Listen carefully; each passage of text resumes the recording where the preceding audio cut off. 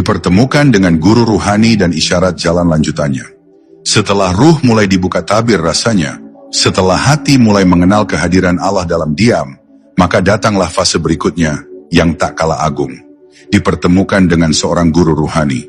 Tapi pertemuan ini bukan karena pencarian yang ngotot, bukan karena sekadar ikut majelis yang ramai, bukan pula karena ketenaran seorang tokoh.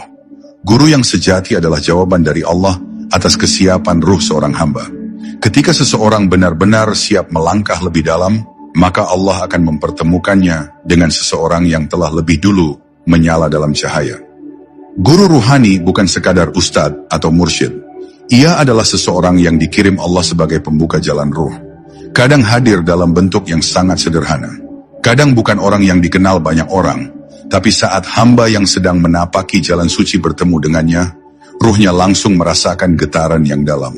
Ada rasa tunduk yang bukan karena kekaguman duniawi, tapi karena ruh mengenali ruh.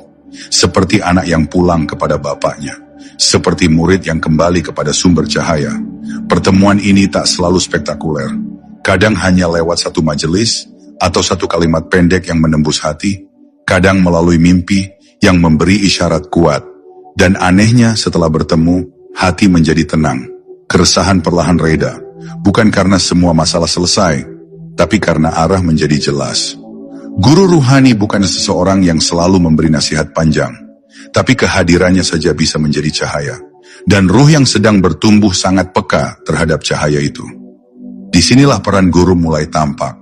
Ia menjadi cermin bagi ruh yang sedang mencari. Ia tidak membawa kepada dirinya, tapi kepada Allah. Ia tidak membuat murid menjadi bergantung kepadanya, tapi bergantung kepada Tuhan.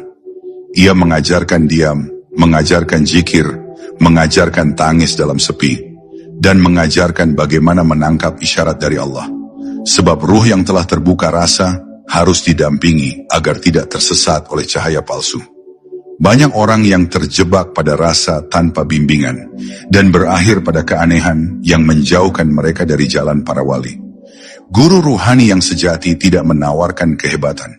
Ia bahkan sering menyembunyikan makamnya. Tapi Allah memberi isyarat melalui ketenangan batin, melalui kehadiran yang membawa damai, melalui kalimat-kalimat yang membuat hati lembut. Kadang murid tidak langsung menyadari bahwa orang di depannya adalah pembimbing yang diutus untuknya. Tapi seiring waktu, ruhnya akan tahu. Dan bila ia ikhlas berjalan bersama bimbingan itu, maka pintu-pintu makam akan terbuka satu demi satu. Namun pertemuan dengan guru bukanlah akhir dari pencarian. Justru ini adalah awal dari tangga yang lebih tinggi. Guru akan mengajarkan bagaimana menata niat, bagaimana membersihkan nafs, bagaimana mengasah rasa, dan bagaimana memurnikan zikir. Bukan dengan gaya paksaan, tapi dengan tarikan cinta. Ruh yang selama ini bergetar karena hampa, kini mulai diarahkan. Dan seperti seorang anak yang diajari membaca, ruh mulai belajar mengeja makna-makna ketuhanan yang tersembunyi dalam pengalaman hidup. Ini adalah fase yang sangat penting, karena disinilah murid diajarkan adab. Adab kepada Allah, kepada sesama, dan kepada dirinya sendiri.